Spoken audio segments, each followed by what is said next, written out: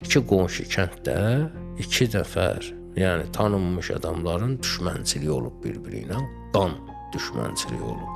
Biri gəlib gözləyib ki, o kənddə toydu, bu gedəndə arvad-uşağın dalıcan, bir bunu vursun. Hələ olur, bunun da işi olur, gedə bilmir. Bu gözləyir, o toy dağılışır, arvad-uşaq məcbur olur, özləri gələsi olur. Arvad-uşağın başında deyənən yaşlı xanım deyir ki, həmin o kişinin anası deyir ki, ay qızlar tez gəlin, filan qardaşımız düşmənlidir da, filan kəs çıxar, zərər yetirər. Bu da eşidir, çıxır, deyir ki, haran tulasıdır ki, haran, kimdir ki, o gəlsin qadınlara qarşı belə şey eləsin. Götürür, həmin düşməninin ailəsini gətirir, yerləşdirir. Yerləşdirəndə orada tanıyır qadın, o yaşlı qadın ki, bu həmən adam imiş. Yəni bu düşmənçiliyi belə kişi kimi aparıblar.